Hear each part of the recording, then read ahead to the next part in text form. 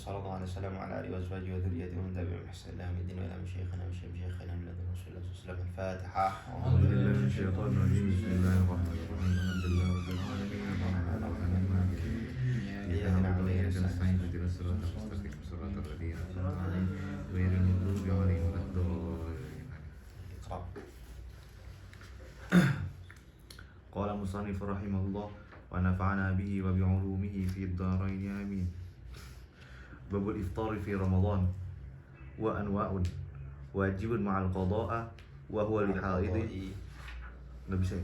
قضاء مع القضاء واجب مع القضاء وهو لحائض ونفساء ونفساء لحائض ونفساء وجائز مع وجوب القضاء وهو لمريض ومسافر وموجب للفدية والقضاء وهو الإفطار لخوف على غيره وتأخير القضاء ورمضان حتى يأتي آخر وموجب للفدية دون القضاء وهو لشيخ كبير وعكسه وهو لجمع كمغمى عليه وغير موجب لشيء منهما وهو لمجنون.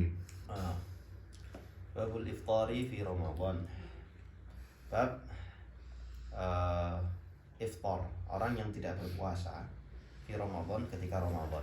Anwa, orang yang tidak berpuasa ada macam-macam. Kalau kemarin kita bahas hal-hal yang membatalkan puasa, ma yufsidus shaum.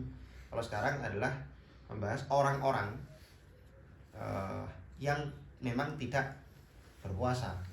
Entah tidak puasanya itu karena wajib dia tidak berpuasa, atau tidak puasanya karena ya dia boleh puasa boleh enggak, diberi pilihan, atau karena maksiat aja. Oke. Ada beberapa macam. Saya belum melakukan pembagiannya. Pembagian orang-orang yang tidak berpuasa ini dilihat dari sisi apa yang wajib ia lakukan setelah dia tidak puasa. Artinya orang yang nggak puasa kan macam-macam, apa namanya ya istilahnya. Hal yang wajib ia lakukan sebab ia tidak puasa, atau konsekuensi yang dia terima sebab ia tidak puasa kan macam-macam. Ada yang cuma wajib qadha, ada yang wajib qadha plus bayar fidyah, ada yang begini, ada yang begitu, ada yang bahkan nggak wajib qadha sama sekali. Nah, beliau melakukan pembagiannya lewat sudut pandang itu. Yang pertama, wajibun ma'al qadha. Jadi ada orang wajib nggak puasanya itu hukumnya wajib, status tidak berpuasanya wajib, plus nanti dia diwajibkan qadha. Siapa itu? Mereka adalah haid wa nufasa, orang-orang haid dan nifas. Jelas. Ini orang haid, orang nifas ini mereka puasa dosa. Di hukum mereka nggak puasa wajib. Tapi nanti mereka juga wajib qadha. Yang kedua, jaizun ma'a wujubil qadha. Ada orang diberi pilihan memang, dia boleh nggak puasa. Tapi nanti wajib qadha. Tidak puasanya itu statusnya boleh, bukan wajib, bukan haram, bukan makruh, boleh. Wa huwa limaridin wa musafir. Untuk orang yang sakit dan musafir. Tentu saja ini musafir yang sudah memenuhi apa namanya syarat, misalnya kayak safar dia jauhnya sudah sejauh masafatul qasr. Dan sakitnya sakit yang kalau dia puasa maka nanti bisa berbahaya dan seterusnya. Wa mujibun lil fidyah wal qadha. Ada yang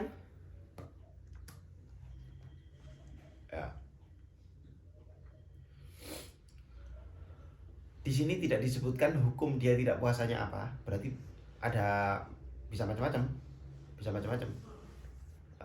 Yang jelas bukan wajib aja yang jelas. Nanti setelah dia tidak puasa, dia wajib membayar fidyah plus qadha. Wajib qadha plus bayar fidyah. Yang pertama, al-iftar li khaufin ala ghairi. Orang yang tidak berpuasa sebab khawatir dengan nasib orang lain. Maksudnya seperti yang saya buat contoh kemarin itu, ada seorang ibu-ibu yang hamil atau menyusui. Ketika dia puasa, dia khawatir nanti terjadi bahaya pada anaknya. Anak saya nanti kalau saya nggak makan, akhirnya stunting karena ASI saya tidak ada nutrisinya misalnya. Atau ketika dia ya lagi hamil itu kan sebenarnya stunting itu kan ditentukan sejak bayi dalam kandungan juga. Ini kalau saya nggak makan bisa stunting ini nanti misalnya begitu. Dia khawatir terhadap bayinya. Walaupun dia sendiri sebetulnya kuat-kuat aja nggak puasa. Saya biasa nggak puasa. Saya bisa puasa, nggak ada soal. Tapi karena dia khawatir terhadap orang lain, nasib orang lain yakni bayinya, maka hukum tidak puasanya boleh, tapi nanti dia wajib qadha plus bayar fidyah. Yang kedua, ta'khiru qadha'i Ramadan hatta ya'ti akhar. Orang yang sengaja mengakhirkan mengqadha puasa Ramadan padahal tidak ada apa namanya? Tidak ada uzur. Diakhirkan sampai datang Ramadan berikutnya. Maka ini apa? Hukumnya orang ini plus selain dia wajib qadha, dia juga wajib bayar fidyah. Kalau dari dua contoh ini jaiz atau wajib saja? Yang mana? Jaiz atau haram? Yang mana? Dua contoh ini, yang iftar karena orang. Yang iftar li khaufi ala ghairi itu jaiz. Kalau takhir qadha'i Ramadan hatta ya'ti akhar, itu hukumnya haram. Takhirnya loh ya, takhirnya. Sebab dia tidak puasanya itu bisa macam-macam ini. Misalnya ya sebab ya sengaja atau apa, atau karena musafir sama aja.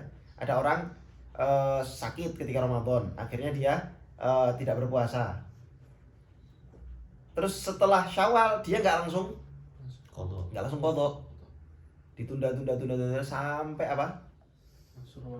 Ramadan berikutnya. Itu juga termasuk.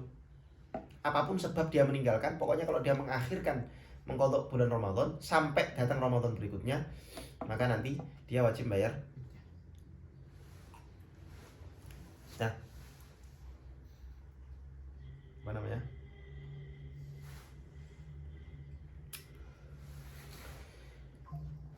Apakah mengqadha bulan Ramadan, mengqadha puasa Ramadan itu hukumnya wajib faur? Faur itu seketika. Atau boleh tarohi? Boleh ditunda-tunda. Tergantung. Kenapa? Tergantung dia kodoknya gimana. Tergantung dia iftarnya gimana. Boleh tarawih, boleh enggak langsung faul. Apa tafsilannya, gimana tafsilannya? Kalau misalnya batal karena maksiat harus full. Iya. Sama seperti orang meninggalkan sholat. Orang yang meninggalkan sholat, kalau nggak ada uzur, maka wajib faur. Tapi kalau ada uzur atau ketiduran misalnya, maka itu boleh tarohi. Sama kayak puasa juga gitu. Kalau puasa itu ditinggalkan sebab maksiat atau katakanlah tanpa ada uzur, maka dia uzur yang mu'tabar syara'annya, maka dia wajib mengqadhanya fauron. Tapi kalau tidak, maka dia boleh mengqadhanya secara tarohi. Itu pun meskipun boleh tarohi, tidak boleh sampai datang Ramadan berikutnya. Kalau sampai datang Ramadan berikutnya tanpa ada uzur, maka dia wajib bayar fidyah. Plus dosa. Itu. Allah yang keempat, wa mujibun, dan makanya dia ketika misalnya yaumus syak dia masih boleh puasa. Yaumus syak dia boleh puasa. Padahal yaumus syak itu termasuk hari hari yang diharamkan orang berpuasa. Ini khusus yang bisa for itu ya? Ya. Yang keempat, wa mujibun lil fidyah dunal qadha. Cuman wajib bayar fidyah aja, enggak wajib qadha. Ada orang tidak berpuasa, boleh enggak puasa, dan dia enggak wajib qadha, cuman wajib bayar fidyah. Siapa? Wa huwa li syaikhin kabir. Jelas ya, orang tua renta yang enggak bisa, ya emang enggak bisa puasa lagi, mau gimana? Ya enggak bisa qadha emang. Atau enggak tambahan satu lagi, orang yang sakit, yang sakitnya itu tidak bisa, tidak ada harapan sembuh. La yurja buruhu wa aksuhu, sebaliknya enak beliau, wa aksuhu wajib qadha enggak wajib fidyah. Wa huwa li jam'in, ya untuk semua orang, rata-rata orang kalau meninggalkan puasa memang sebetulnya cuma wajib qadha aja, enggak wajib fidyah. Contohnya kamu kemarin orang yang pingsan ketika puasa. Orang yang pingsan ketika puasa itu kan puasanya batal dia. Puasanya batal. Dan dia wajib qadha, ya wajib qadha. Apa wajib bayar fidyah? Enggak. Atau orang yang lupa niat ketika tengah malam. Orang yang lupa niat maka hukumnya dia wajib imsak plus mengqadha. Wajib bayar fidyah enggak? Sengaja membatalkan tengah-tengah di tengah-tengah ini Ramadan, sengaja membatalkan mokel.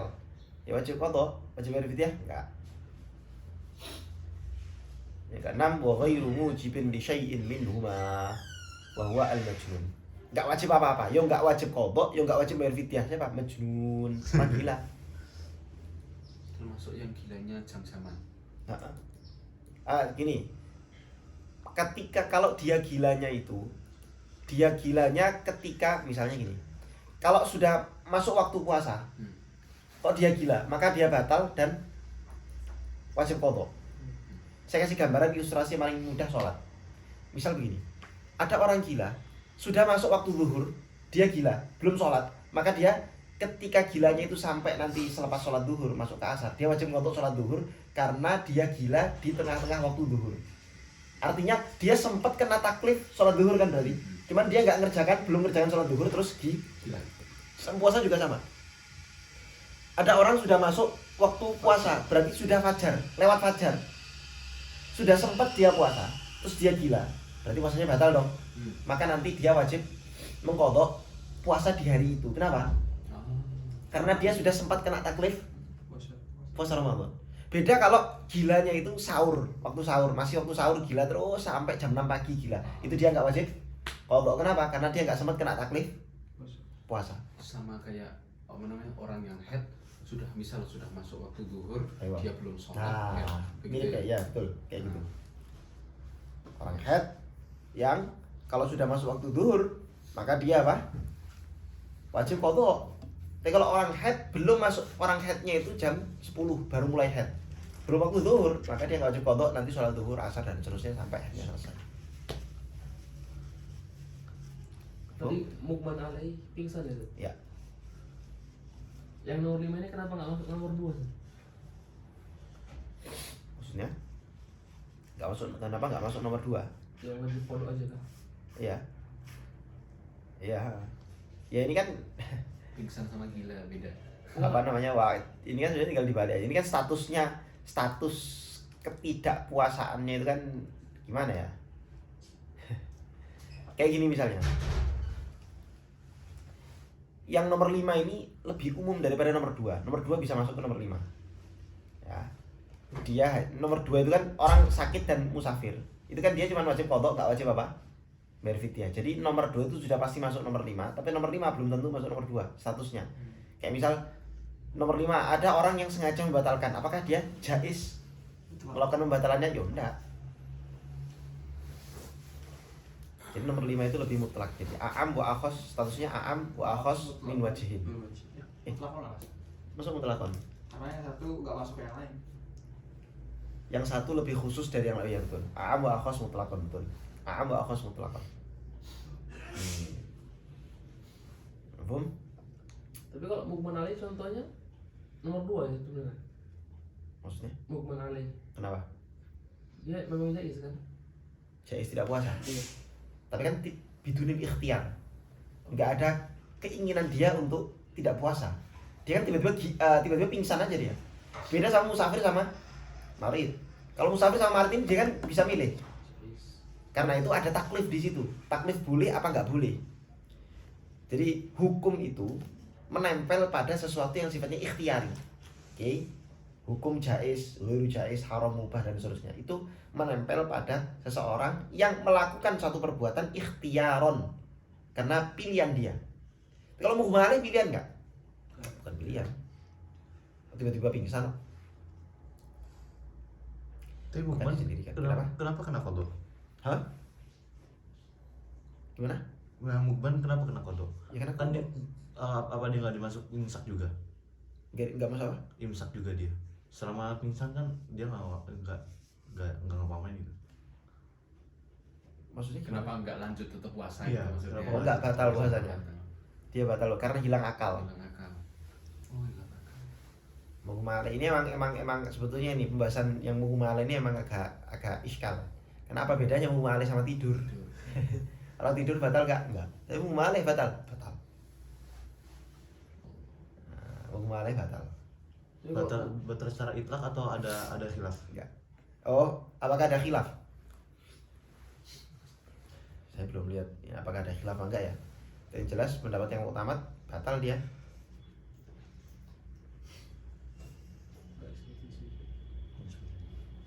Kenapa? Ya. Kalau mukmannya sebelum sahur kan, Kenapa? berarti enggak kodok.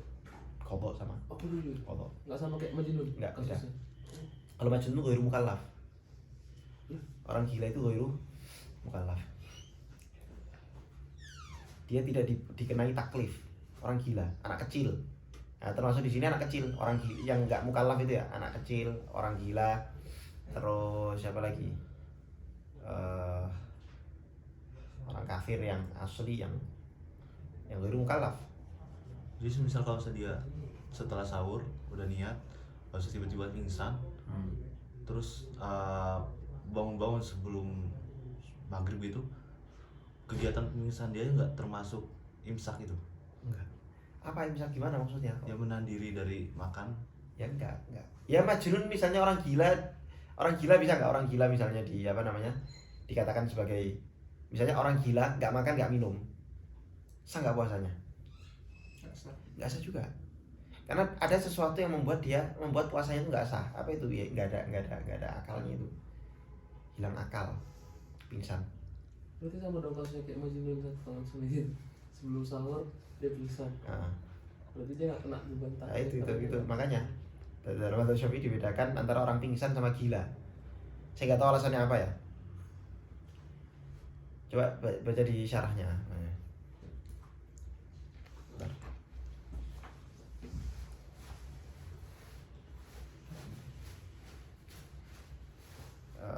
Mana tadi?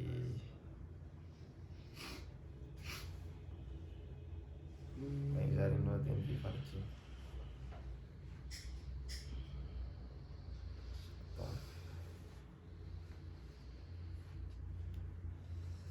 Jauh banget ya.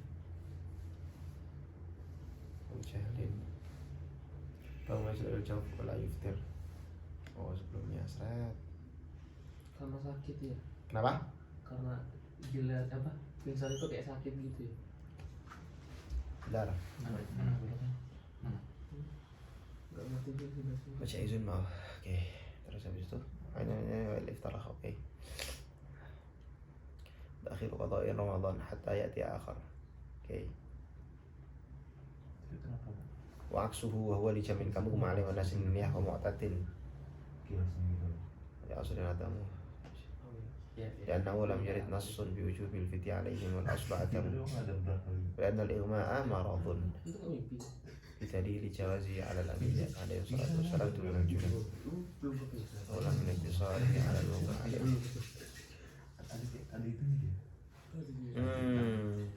Ya. Jadi ighma itu di sini sama kayak pingsan. Jadi dia gini. Wa nasil niyah wa mu'tatin bi fitrihi bi ghairi jima'in tadarukan lima fata wa li'annahu lam yurid nasun wujub fi alaihi wal asla wa li'anna al ighma maradun. Ighma itu marad. Apa pingsan itu apa? Sakit. Dia sakit. Cuman dia bukan gila. Kenapa kok dibedakan antara orang ighma pingsan dengan orang gila? Karena ighma itu jaizun lil anbiya. Jawaz lil anbiya.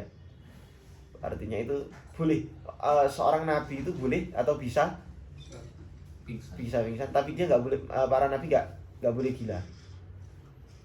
Para nabi nggak boleh apa? Nggak boleh gila.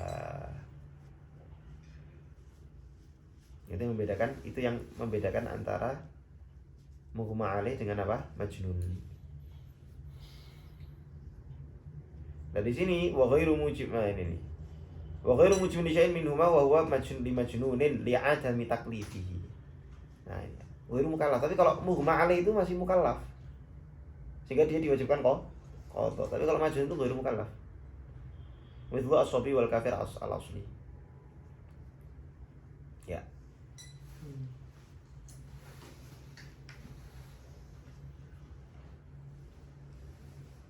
Tapi di sini nggak ada jawaban kenapa kok mughma alaih itu tidak disamakan dengan tidur. Itu enggak ada. Allahu a'lam. Oke. Lanjut.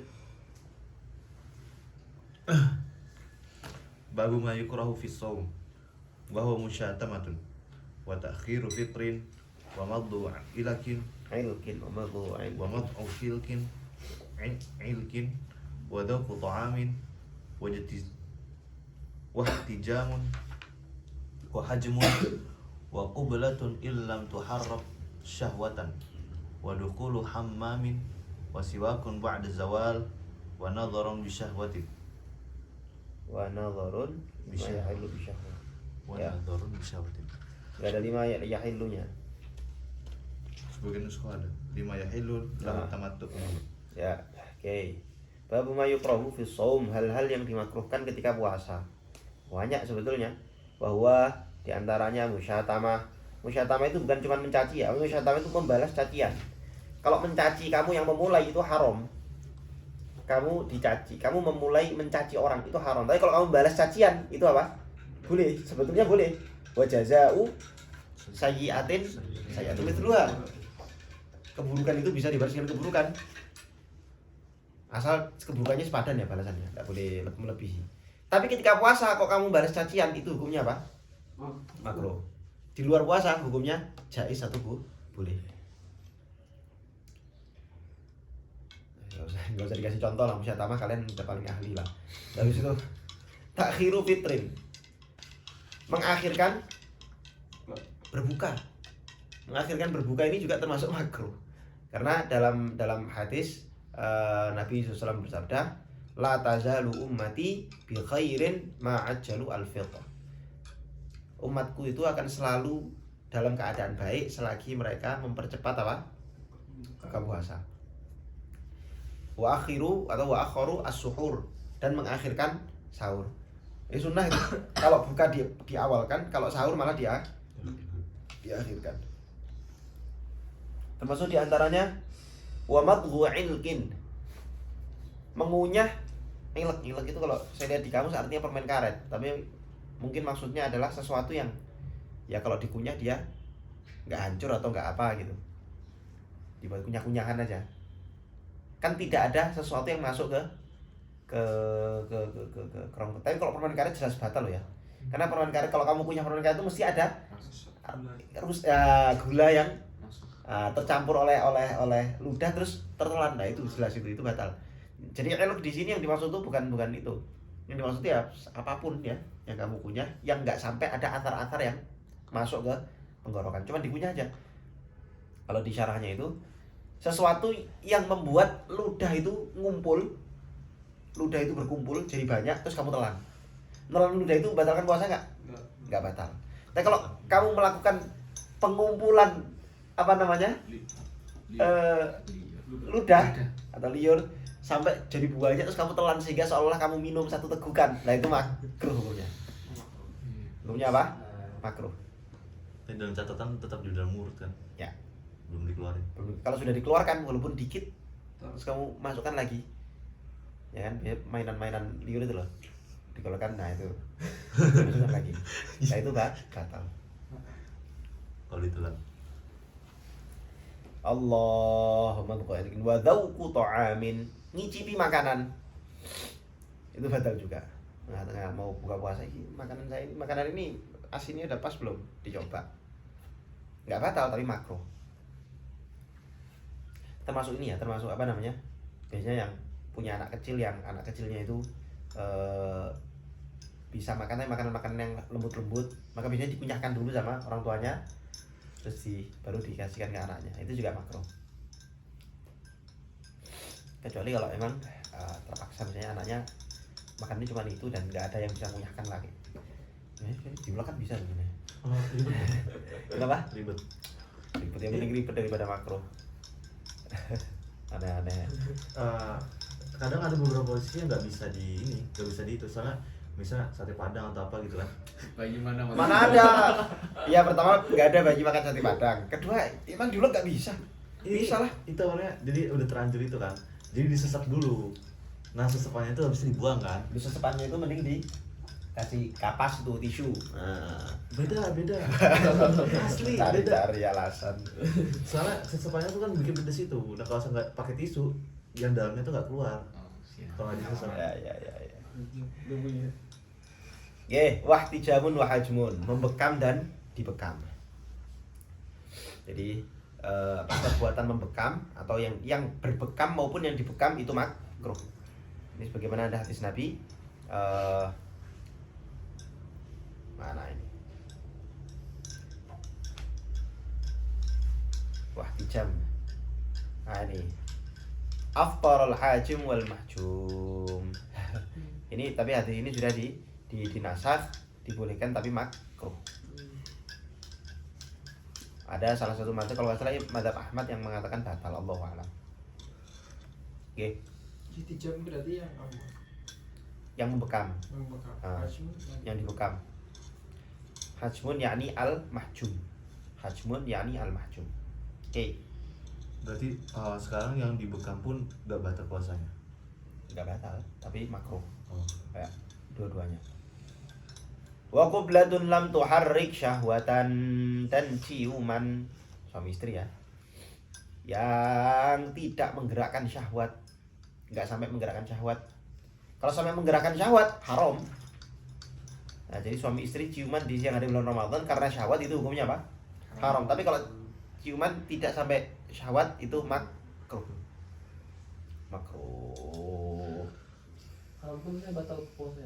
Hah? Haram. Enggak batal selagi tidak ingzal. Kalau sampai ingzal maka batal. Ya pembahasan yang kemarin itu loh.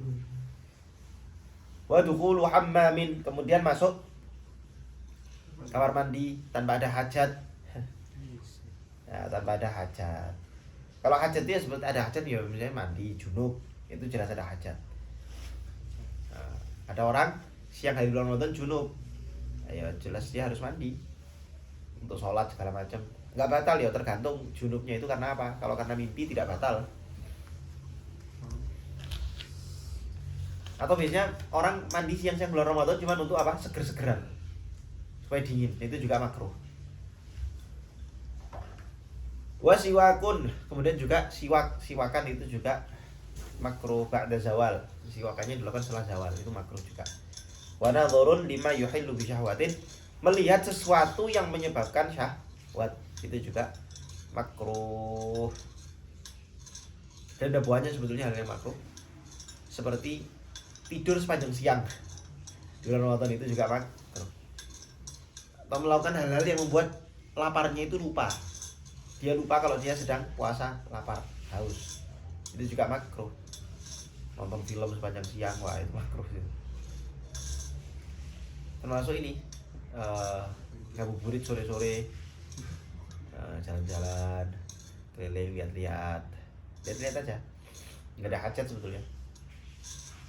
Beda kalau ada hajat, misalnya kayak beli apa? Takjil. Tadabur alam Bekasi Bang. Sama aja. Enggak makruhnya gimana seharusnya? Baca Quran. I'tikaf di masjid. Taklim. Itu enggak makruh, itu sunnah. Coba Inti makan. intikali. Nggih. Berarti Zat, semua hal-hal yang makruh-makruh ini kalau misalnya yang tadi kayak misalnya tertelan sesuatu dari makanannya itu masuk air dari mandinya, itu batal puasanya. Batal. Nggak sengaja batal. Ayo. Karena itu al-maulud. Oh iya, lima itu. Ayo.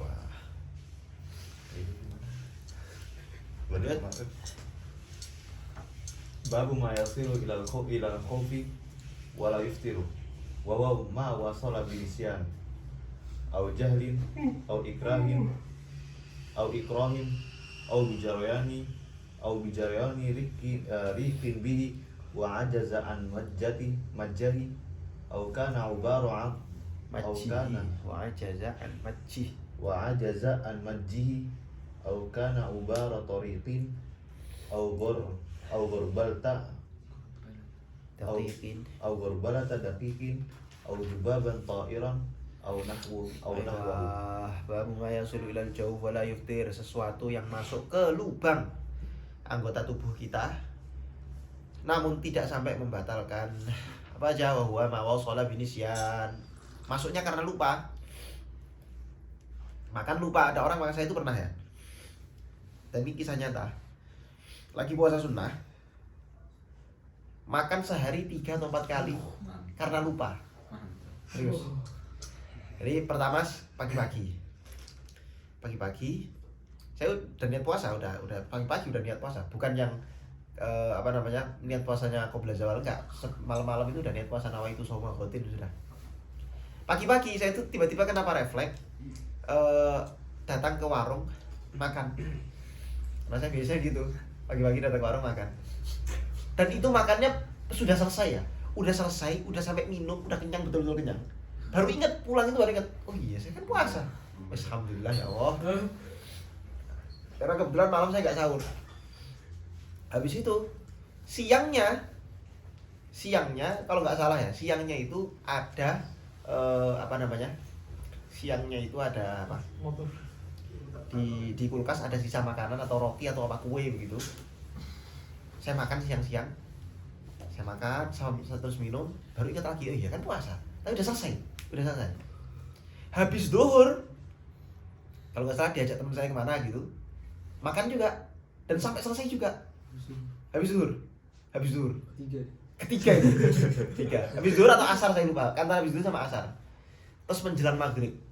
Saya ingat habis asar menjelang maghrib itu ada tahlilan. Ya tahlilan atau yasilan saya lupa gitu. Ini ada makan-makannya. Nah ini yang ini 3 tahlilan. Saya lupa juga itu, tahlilan. Ketika makan udah dibagi, saya makan. Nah tengah-tengah makan baru 2 sendok 3 sendok, inget oh iya saya puasa, aduh. Ya udah saya tunggu aja kan, tinggal dikit lagi tuh kan bukanya. Tinggal udah mau maghrib itu. 10 menit lagi. Nah, adzan langsung makan. Jadi nggak terasa apa? Puasa yang bersejarah ya. Bersejarah itu. Pas ingat itu bang, goyahnya belum kelar. Iya. Baru tuh tadi. Ya tak.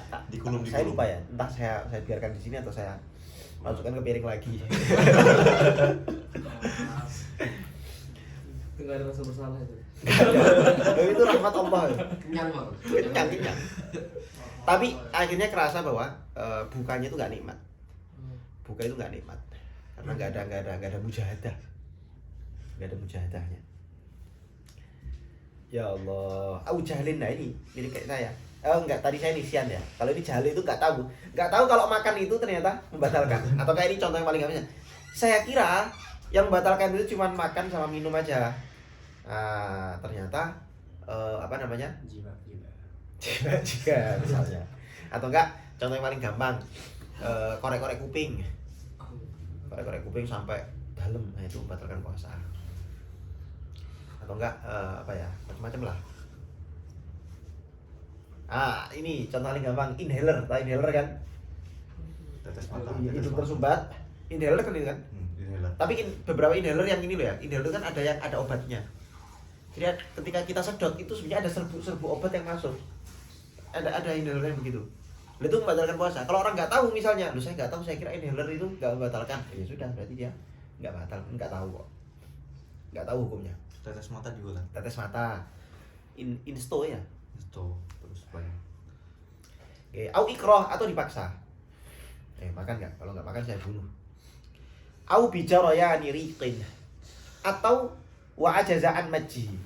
Atau masuknya sesuatu itu karena terbawa oleh liur dan dia sulit untuk membuang. Jadi misalnya orang habis sahur ada sisa makanan di giginya, terus tertelan gitu aja, sulit untuk dilepas, ya sudah batal.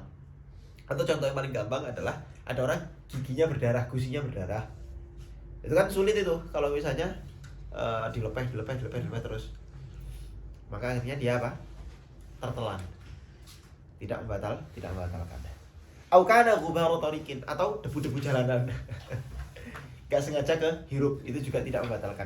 Au gharbalata daqiqin atau ayakan-ayakan tepung. Nah, dia lagi mengayak tepung, nah terus itu gharbalahnya itu masuk ke hidung dia atau ke mulut dia, enggak sengaja, itu tidak membatalkan. Au dubaban ta'iran. Ada orang anggap terus habis itu ada laler terbang masuk, langsung tertelan. Nah, itu tidak batal. Au nahwu atau semisal dubab, nyamuk ya macam-macam lah. Karena ini sulit dihindari yang begini-begini ini. Sulit dihindari. Kaidahnya al-masyaqqatu tajlibut taisir. Al-masyaqqah, kesulitan-kesulitan itu tajlibut taisir, bisa membawa kemudahan. Oke, lanjut. Terakhir.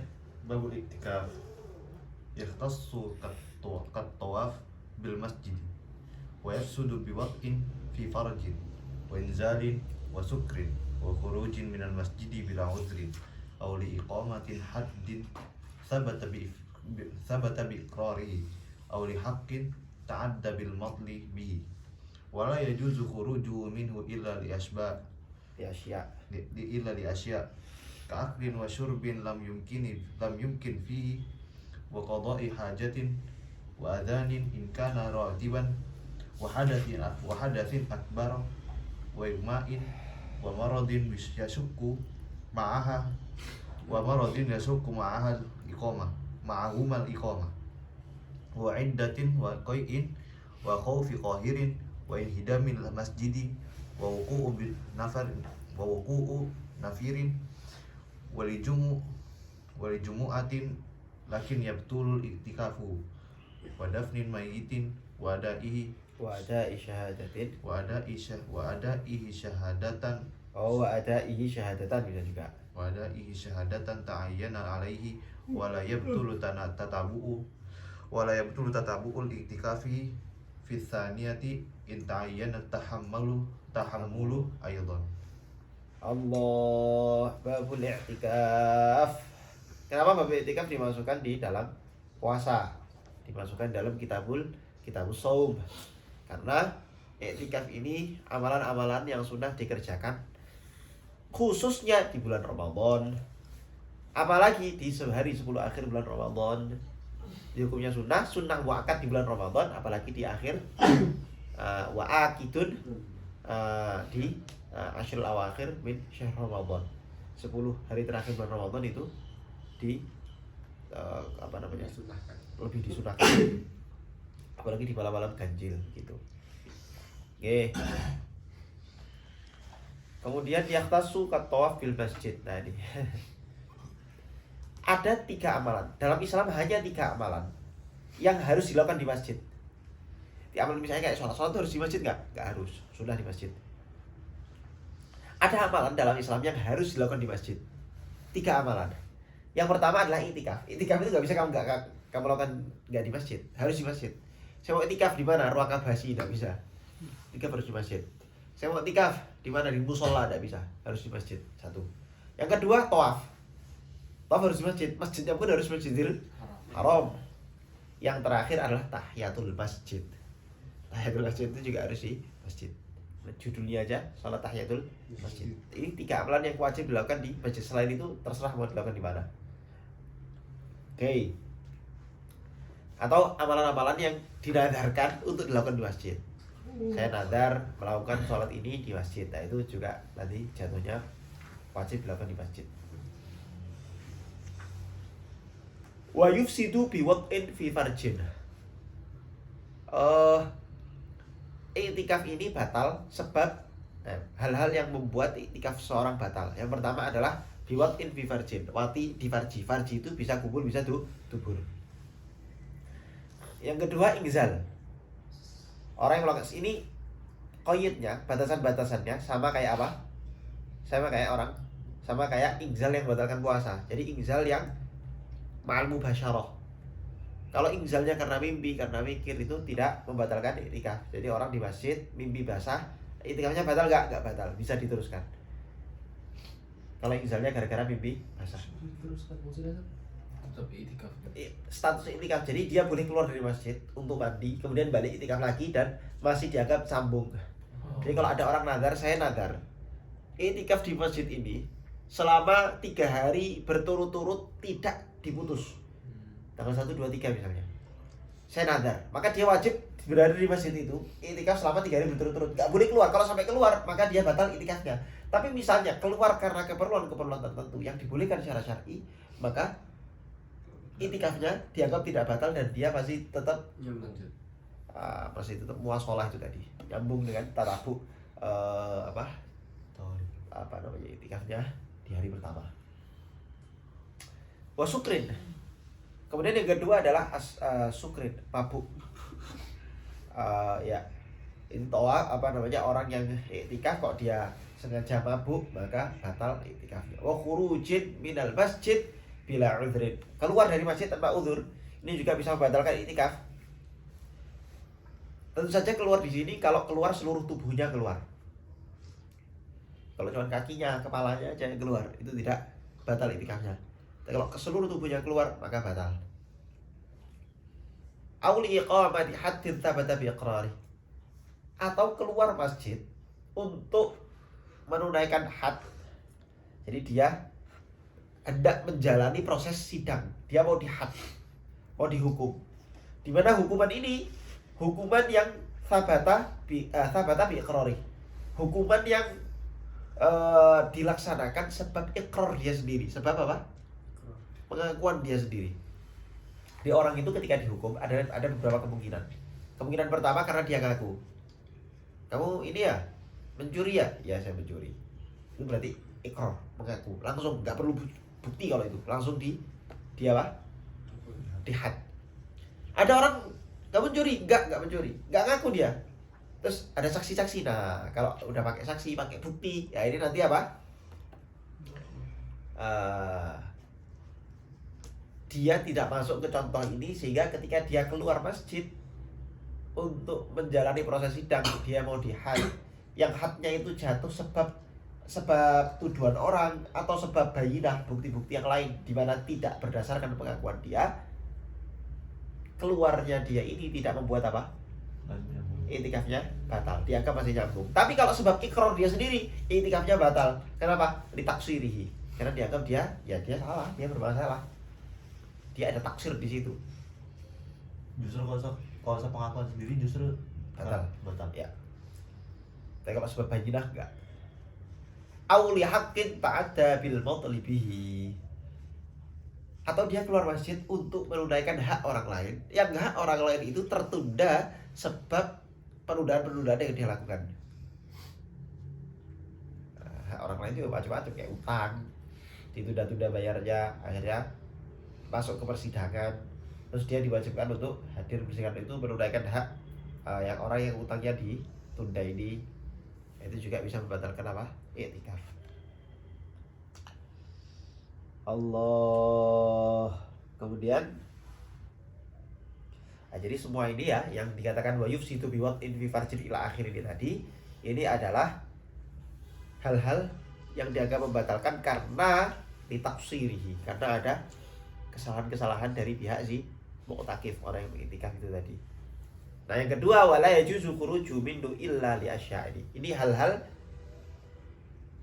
ketika seorang mu'takif keluar dari masjid maka dianggap tidak membatalkan iktikafnya.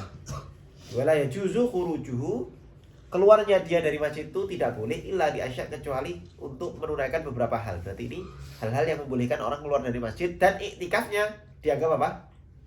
Sah. Tentu ya, sebetulnya orang iktikaf itu hukumnya apa? Iktikaf hukumnya apa? Sunnah. Lah kalau orang membatalkan amalan sunnah itu boleh nggak? Boleh-boleh aja. Tapi kenapa di sini la yajuzu khurujuhu? Nggak boleh keluar, seolah-olah haram. Jadi sebenarnya ini pembahasan untuk orang yang nadar, iktikaf nadar. Yang iktikafnya itu wajib, sehingga dia nggak boleh keluar dari situ sampai iktikafnya selesai, kecuali ketika ada beberapa hajat. Apa itu? Pertama, ka'aklin wa syurbin lam yumkin fihi, makan dan minum, di mana makan dan minumnya ini nggak mungkin dia lakukan di dalam masjid. Wa qadha'i hajatin, qadha'ul hajah, kencing, berak, jelas tidak mungkin di masjid. Wa adzanin in kana ratiban, adzan, menunaikan adzan kalau adzannya itu rawatib. Misalnya ini gambarannya itu saja, berarti ini adzannya adzan yang dilakukan di luar masjid. Seperti misalnya zaman dulu adzannya itu di menara masjid. Harus naik dulu dan itu keluar masjid, katakanlah begitu.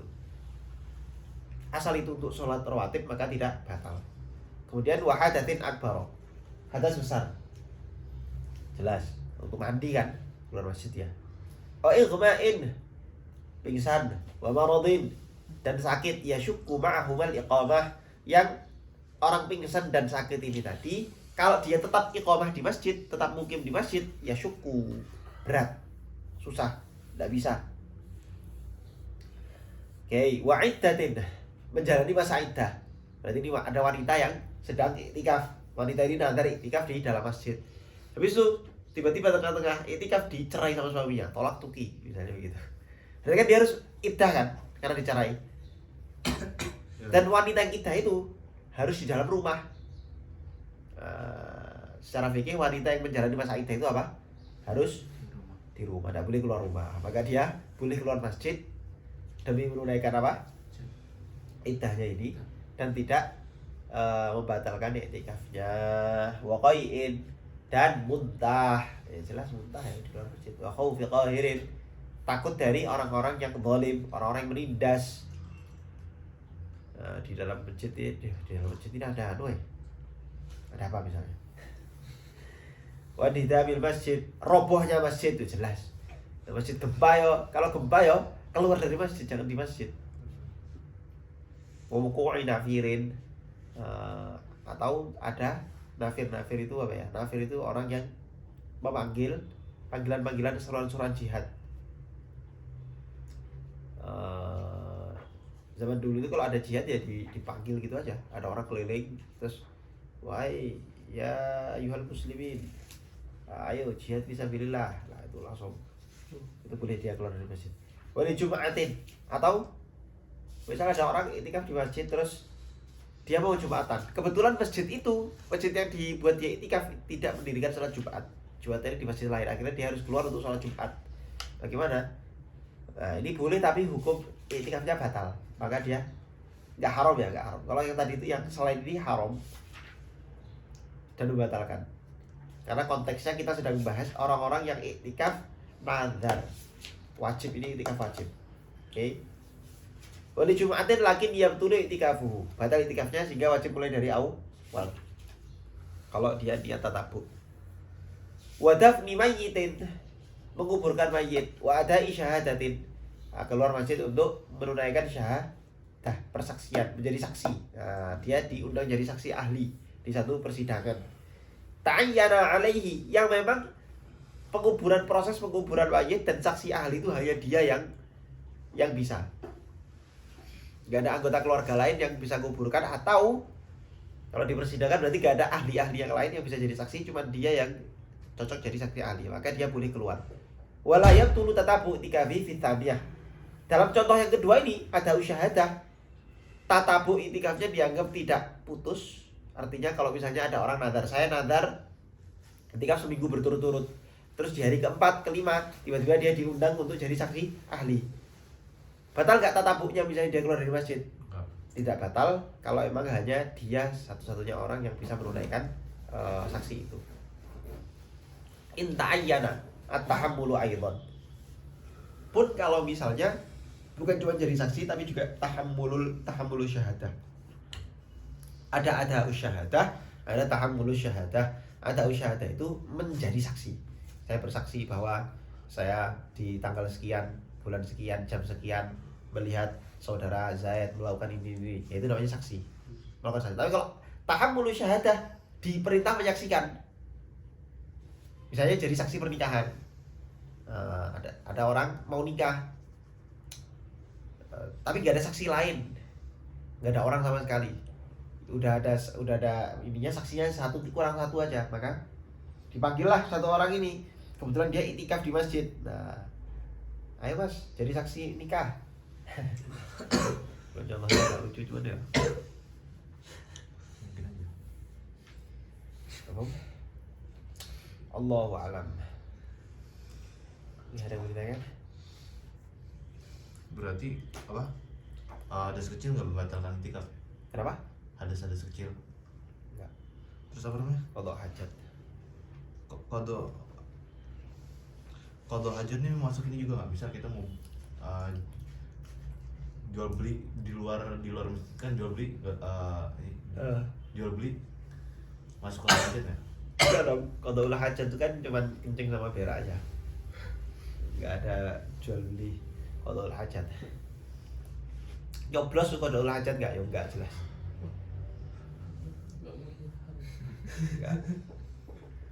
Enggak cuma malam, siang juga boleh berarti. Kenapa? Enggak cuma malam itikaf, siang juga boleh berarti. Boleh. Itikaf itu terserah. Pokoknya inti dari itikaf itu ya, jadi itikaf itu dari asal katanya apa? Akafa. Akafa itu artinya apa? Iya. Labitha, artinya berdiam diri atau tinggal, menetap di suatu tempat. Yang namanya itikaf itu bisa secara bahasa lo ya, bisa untuk hal baik, bisa untuk hal buruk. Ada orang itikaf itu untuk hal buruk, misalnya kayak apa? Orang kafir itu dalam Al-Quran dikatakan apa? Fa'atau ala qaumin ya'kufuna ala asnamin lahum. Mereka mendatangi satu kaum yang sedang iktikaf ala asnamin lahum di berhala-berhala mereka. Nah, ini iktikaf yang apa? Haram. Tapi Sehingga iktikaf secara syar'i itu sebenarnya intinya kamu datang ke masjid terus kamu diam di situ, itu udah iktikaf dengan niat. Nah, jadi iktikaf itu kita datang ke masjid, niat iktikaf, tinggal diam beberapa saat di masjid, itu sudah iktikaf. Makanya rugi betul orang-orang yang masuk masjid gak niat iktikaf, karena dia akan kehilangan pahala. Kenapa? Makanya ketika orang memang lewat itu berarti makruh itu sebetulnya ya. Menjadikan masjid itu sebagai kubur, tempat laluan, itu makruh. Makanya ketika mau terpaksa seperti itu, walaupun saya nggak terpaksa juga, males jalan aja kan kalian. Diam di masjid sebentar, niat iktikaf, baru nanti lanjut jalan lagi. kemakruhannya hilang kan ya? Ya, Hilang. apalagi ditambah sholat 2 rakaat misalnya. Masya Allah. Tahiyatul masjid. Tahiyatul masjid dulu baru keluar. Berarti yang nggak membatalkan tatabu ini kan iktikafnya akan kelar secara sendiri ya. Misalnya kita masuk iktikaf hari pertama itu kita sakit 3 hari pulang kan, Ya. itu iktikaf kita udah. Oh enggak dong, dilanjutkan. Jadi dihitung. Misalnya kamu iktikaf kan 3 hari berturut-turut. Iya. Kamu iktikaf baru sehari. Hari kedua sakit, akan kamu keluar dari masjid. Maka nanti sakitmu 5 hari, ya sudah selesaikan sakitmu, masuk masjid lagi, lanjut 2 hari yang terakhir. Oh, iya. Itu iya. Loh, berarti kalau misalnya makan, Hah, kita kan makan 30 menit di luar. ya. Berarti harus besoknya harus nambah 30 menit. Dihitung ya. Harusnya gitu. Harusnya gitu. Jadi tidak membatalkan tatabu itu bukan berarti terus Lanjut. dilanjut dihitung. Enggak juga. Oh, enak kali kalau gitu. Iya, susah ya. Susah, nazar-nazar. Ya jangan dinazarkan. Berarti kodo hajat masa nyoblos nggak masuk juga? Karena itu kewajiban dan itu Enggak, qadul hajat itu istilah Oh, yang hanya digunakan untuk buang air kecil, buang air besar. Jadi gak usah nambah-nambah. Jadi kalau kamu menyamakan pilih presiden itu seperti buang hajat. kan menunaikan kewajiban. Jadi sih gue mau alasannya makan sudah terkena juga. Ya, kalau itu makanya tidak dilakukan di dalam masjid. Tidak bisa dilakukan di dalam masjid. Coba tablik makan di masjid. Makan di masjid. Dan sebenarnya termasuk ada apa namanya, hal yang boleh dilakukan di dalam masjid, misalnya kayak iyadatul marid, jenguk orang sakit. Di mana orang sakit itu, tapi ada catatannya ya, orang yang sakit adalah kawan orang yang dekat dengan dia, satu. Yang kedua, dia ini kalau misalnya dia bisa meringankan bebannya orang yang sakit kalau dia datang. Dengan kedatangannya bisa menghibur orang yang sakit. Paham tidak? Kalau ada orang sakit, dengan kedatanganmu si dia bisa apa namanya, lebih ringan sakitnya, langsung sehat misalnya. Nah itu sunnah dijenguk dan sunnah dijenguk. Oh iya mas. Nek jalan tablik misalnya orang sing ngazar ngono. Terus itu berarti kalau ada kalau jawaban enggak khusus sih kan. Iya, nggak bisa. Nggak bisa keluar dari masjid. Nah, ruangan samping masjid ngono. Tapi aku pancen wakaf masjid juga itu masjid. Maksudnya boleh nggak dia di situ gitu kan? Kayaknya nggak bisa karena harus pertama yang itikaf itu harus di masjid. Masjid itu kan berarti tempat yang diwakafkan untuk masjid. Ini saya wakafkan tempat ini untuk masjid. Kadang ada satu masjid itu besar gitu, tapi ternyata yang diwakafkan untuk masjid itu cuma beberapa kotak, beberapa tempat aja. Contoh misalnya ini katakanlah ini masjid. Yang saya wakafkan untuk masjid itu cuma yang ada karpet putihnya ini. Oke, ini saya wakafkan untuk masjid. Berarti yang berhukum sebagai berstatus sebagai masjid cuma karpet putih ini aja. Yang hijau-hijau ini udah enggak. Sehingga ketika ada orang misalnya melakukan sesuatu yang tidak boleh dilakukan di masjid, kok dia dilakukan di atas karpet ini, hukumnya haram, tidak boleh. Kalau dia melakukan sesuatu di yang hijau-hijau itu boleh. Sama itikaf, kalau di atas karpet ini sah. Tapi kalau sudah keluar karpet, seluruh tubuhnya di luar karpet, maka nggak sah. Nah, tempat wakaf tekan parkir-parkiran. Nggak mungkin. Ah, mungkin Ustaz. Gimana mungkin? Mungkin sudah. Iya. Mungkin sudah.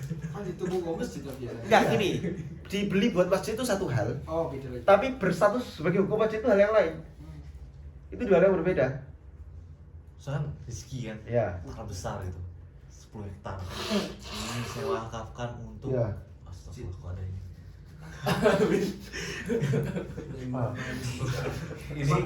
Ini kita wakafkan untuk pembangunan masjid semuanya 10 hektar.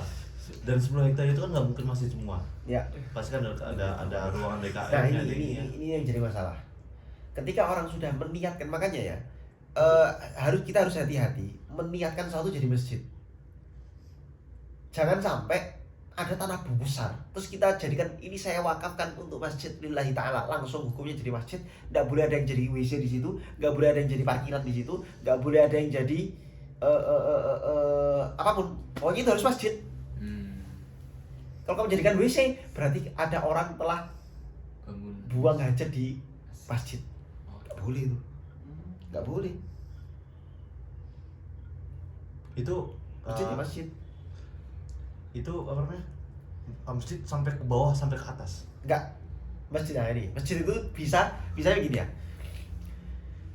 Ada orang bangun gedung 20 lantai. Terus dia bilang, "Ya Allah, saya wakafkan yang lantai ke-17 saja. Untuk saya wakafkan lantai 17 untuk masjid." Dah, ya udah yang jadi masjid cuma itu aja. Hatta misalnya ini nih yang putih-putih ini. Pemilik punya siapa nih? Karena ini. Nah, misalnya pemiliknya Mbah Bu Farhan, dia mewakafkan, ya Allah saya wakafkan ini putih-putih ini, karpet ini saya untuk masjid. Langsung karpet ini jadi masjid. Langsung. Bawahnya ya enggak, lantainya enggak. Karpet ini aja. Maka ulama-ulama zaman dulu itu di rumahnya punya masjid dalam bentuk kain. Jadi dalam fikih disunahkan di Fathul Muin disunahkan orang itu punya masjid di rumahnya sendiri dengan cara apa? Kamu punya sajadah nih. Sajadah itu kamu wakafkan untuk masjid. Nah, kamu niatkan jadi masjid. Statusnya nanti jadi masjid.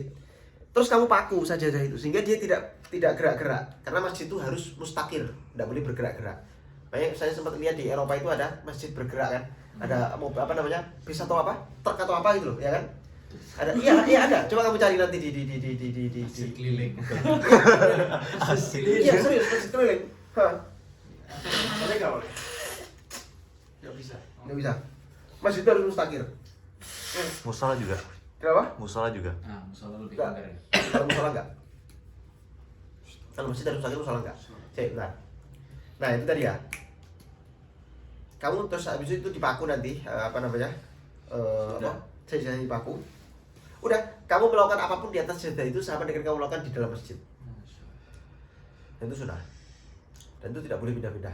Harus di situ aja. Jadi mewakafkan membuat satu barang benda itu statusnya menjadi masjid itu sangat mudah dan tidak harus tanah, tidak harus apapun. Oh ya, jadi nek pindah omah iso ae dicabut karpet. Harusnya tidak boleh. Nggak boleh. Kecuali kalau terpaksa. Jadi kalau udah jadi masjid ya sudah, masjid terus itu nanti. Ini kalaupun misalnya pemilik rumahnya ganti ya sudah tinggal dibuang aja. Ya dipindah, jadi bawahnya kan bukan masjid lagi kan. Iya, karpet tetap. Nah, karpetnya sudah ya status masjidnya udah batal. Oh, karpetnya Masjid sudah Batal ya. Status masjidnya udah batal. Itu sama kayak ada orang bangun lantai 30, kemudian dia bilang yang lantai 17 saya jadikan masjid. Terus kalau bangunan itu roboh ya sudah. Bukan berarti terus langit-langit itu masjid.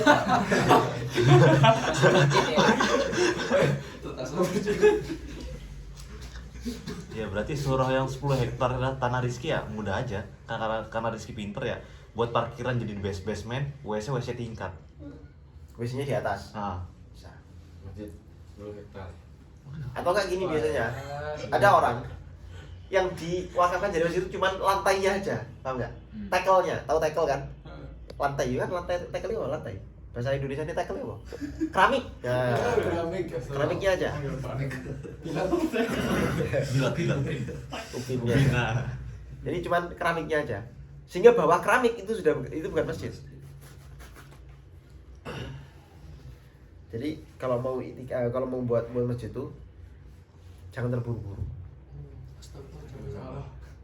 Kalau Iya. wakaf uang buat masjid, itu Ya. juga buat toiletnya juga.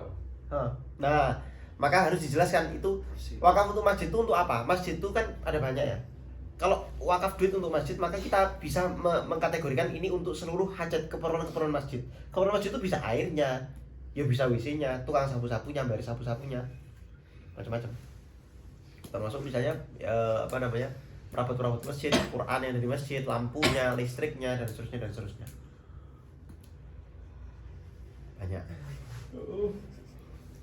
Kenapa? Oh. Bon? Oh iya, pertama. Nah, kan misalnya kan nggak ada kan jual beli dalam masjid. Ya. Sah kan? Awal Sah, jual belinya sah. Oh, tetap sah. Tetap sah. Haram makruh. Makruh. Tapi yang untuk keperluan masjid hukumnya apa? Hukumnya keperluan masjid. Jual beli dalam masjid. Katanya bodoh ya. Maksudnya itu kan transaksi kan sebenarnya bisa dilakukan di dalam masjid aja. Kayak misalnya jual beli mic untuk masjid. Maksudnya COD-nya di dalam masjid. Yo, ini apa? Tuku apa sih? Apa? Apa sih? Pulsa. Vacuum cleaner. Nah, Oh. Aku pernah berdebat sama bapakku, gak debat sih tanya. Kan nggak boleh, nggak ada. Orang-orang kan buat masjid. ya tapi dilakukannya ya cuma dilakukannya di luar masjid. Di luar masjid kan bisa. Harus dalam masjid. Tapi jual belinya sah, ya makruh aja. Nggak haram kak. Namanya? Barang-barang wakaf masjid. Kenapa? Kerap masa nggak bisa diputar? Apanya? Misal barang-barang wakaf gitu kan, kayak awalnya wakaf AC masjid gitu kan. Oke udah wakaf dia punya masjid, tapi pengen diganti yang lebih bagus, lebih besar karena masjidnya makin besar gitu misalnya. Akhirnya ya yang lama dijual agar diganti yang baru. Gak bisa, barang masjid itu dalam bentuk Syafi'i tidak bisa diubah statusnya menjadi barang-barang yang lain. Berarti harus tahu mana. Ya, lampunya, apapun, bahkan keramiknya, genteng-genteng masjidnya, bangunan untuk masjidnya loh ya, semua bangunan untuk masjidnya. Itu nggak bisa diganti sama apa? Benda yang lain. Kalau emang udah rusak bang harus diganti. Ya ganti aja, tapi itu nggak boleh. Misalnya, oke kalau gitu itu harus tetap ada di masjid. Jadi barang misalnya ini lampu, ini agak susah emang. Lampunya udah rusak, ya wes. Atau kayak gini lah. Kalau lampu itu masih ini, biasanya bangunan itu masih itu kayak genteng. Terus habis itu apa? Keramik-keramiknya segala macam itu ya ditaruh di ini. Ditaruh di gudang atau apa Antisipasi gitu. ngono piye? Hah? Antisipasi ngono kayak itu. Ya, pindah madhab. Tapi ini Indal Muktamad atau Kenapa? ini Indal Muktamad atau seluruh mazhab Syafi'i? Oh, enggak ada. Dalam mazhab Syafi'i pun ada khilaf sebenarnya. Dalam mazhab Syafi'i ada khilaf. Sebenarnya saya lupa itu khilafnya itu pembahasan wakaf di masjid itu pembahasan paling jelimet. Dalam mazhab Syafi'i ya. Dalam mazhab Syafi'i ketat dalam masalah wakaf itu ketat. Karena dalam mazhab Syafi'i dikatakan kalau barang itu sudah diwakafkan maka tidak milik siapapun, milik Allah itu sudah. Bukan milik siapa-siapa. Maka nggak bisa kamu jual, nggak bisa kamu misalnya ya sudah ini dikasihkan Pak, ini aja lah dikasihkan Pak. Misalnya ada orang, saya beli aja loh, nggak bisa kamu beli, nggak bisa diperjualbelikan. Ini milik Allah, nggak bisa kamu perjualbelikan. Loh kalau gitu ini aja udah kita berikan dong, nggak bisa kok kamu berikan, punya Allah kamu berikan. Gimana? Filter tafaku kemarin. Nah itu susah kan, makanya benda-benda wakaf, pembahasan wakaf itu paling susah dalam mazhab Syafi'i. Masalah ini bang, gimana filter? Udah saya udah bilang ayas. Dibahas.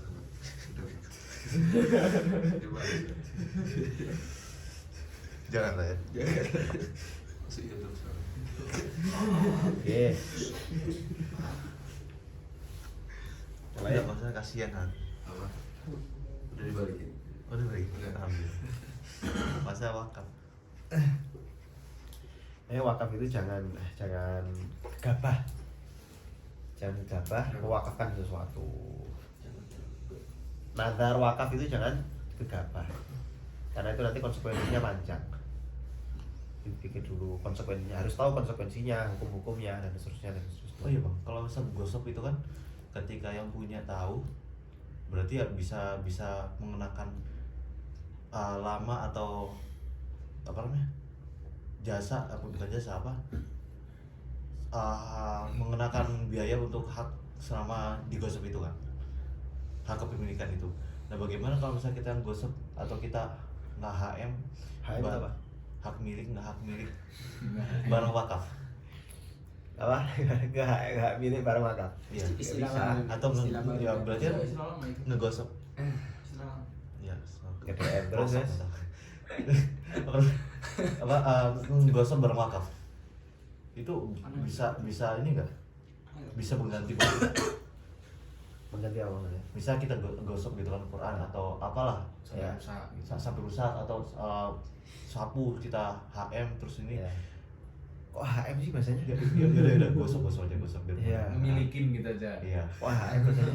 Gampang mas, milik kan. Dipek dewe ngono. iya Ayo. Dipek dewe berarti diambil dicuri dong kalau dipek. Lah yo. Ayo. ya Bukan gosok. Jadi dicuri enggak?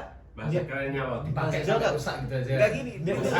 memang ada niatan untuk ini cuman ya sedikit gitu loh Itu berdua. udah surah banyak di pondok Gini ya, gini.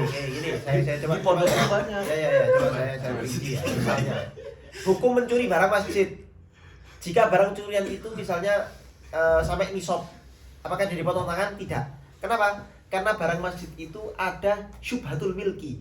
Jadi begini, barang masjid itu kan diwakafkan untuk Siapapun. ya, maksudnya untuk siapapun yang memakai masjid itu. Misalnya, ini saya wakafkan untuk masjid. Berarti siapapun yang masuk masjid itu, orang muslim, siapapun orang muslim yang masuk masjid itu, dia berhak untuk menggunakan barang tersebut kan begitu.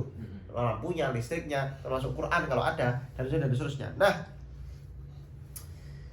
maka kalau ada orang mencuri barang masjid, sebetulnya dia ada hak di situ. Walaupun itu bukan hak dia saja, hak orang lain juga. Cuman ketika dia ngambil hak itu untuk dirinya sendiri, dia dosa.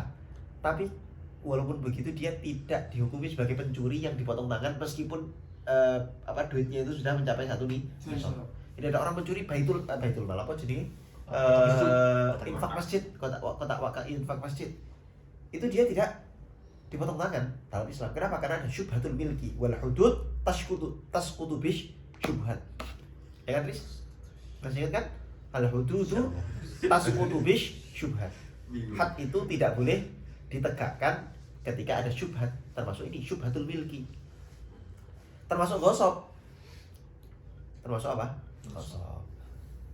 Dia orang yang menggosok barang-barang masjid itu dosa. Cuman dia tidak diwajibkan untuk bayar apa? Ya ganti kan gini. Kalau ada orang gosok barang orang lain, maka nanti ketika sudah dikembalikan dia wajib bayar ujratul mithal, ujrah mithalnya. Dianggap dia selama gosok menyewa. Jadi selama dia menggosok itu dianggap statusnya apa? Sewa. Kalau barang masjid enggak, karena ada syubhatul milki ini tadi. Tapi tetap dosa loh ya. Status ini gosoknya itu dosa. Gosoknya itu dosa. berarti nggak wajib mengganti Kalau sampai rusak, ya kalau misal sampai rusak gitu itu ganti ya. atau bisa mengganti ya.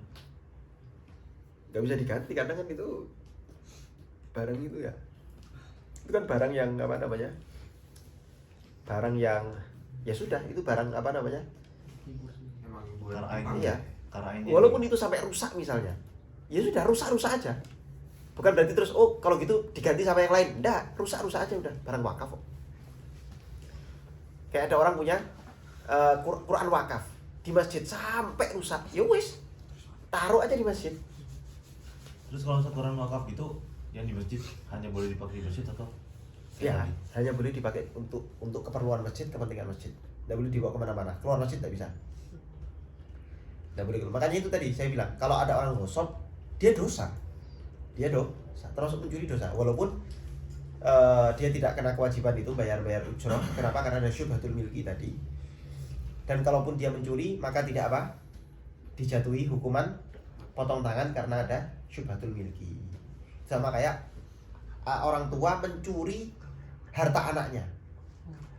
Nah, orang tua mencuri harta anaknya, tidak dipotong tangan. Atau dibalik, anak mencuri harta orang tuanya, tidak dipotong tangan. Kenapa? Ada syubhatul milki. Karena orang tua itu harusnya dia dinafkahi sama anaknya. Misalnya anaknya sudah kerja, sudah punya duit, ya harusnya dinafkahi sama apa? Anaknya. Sehingga kalau misalnya orang tuanya ngambil harta anaknya tanpa izin, itu tidak dipotong tangan meskipun jumlahnya besar.